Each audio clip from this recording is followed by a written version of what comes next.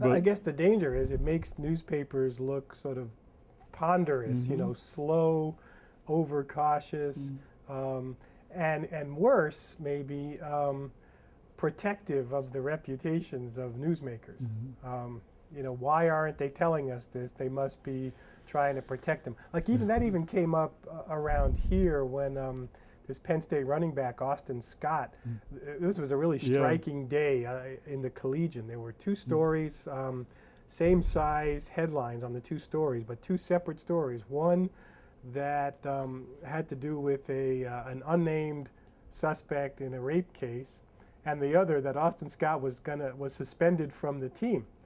And then I remember going into one of my classes, and there were a couple of students who were collegian sports staffers, and they said those two stories are connected, that Scott is the rape suspect.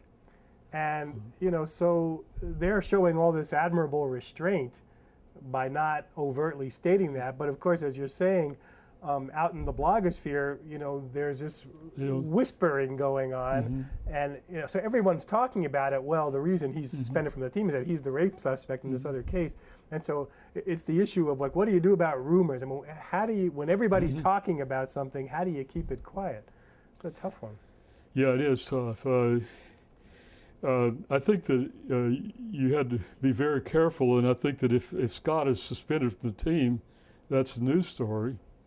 But if he's not charged with the rape, I think it's dangerous it's harmful to him and dangerous to you as a business to risk naming him without without more evidence or without absent any kind of statement from the prosecutor that I'm going to charge Austin Scott tomorrow with this rape.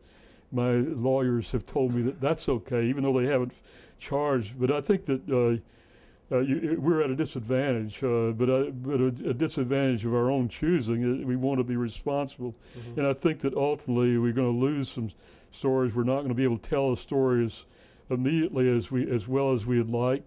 But I think you had to. That restraint is a good idea.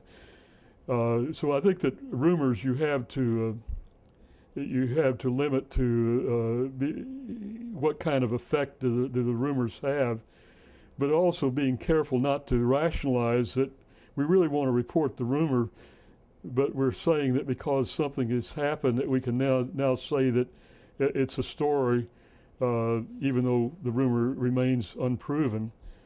It's about as difficult as any decisions we had to make. But I think the overriding factors ought to be that we want to be fair. We want to balance minimizing harm with truth-telling, and we will be absolutely sure of the truth of what we report.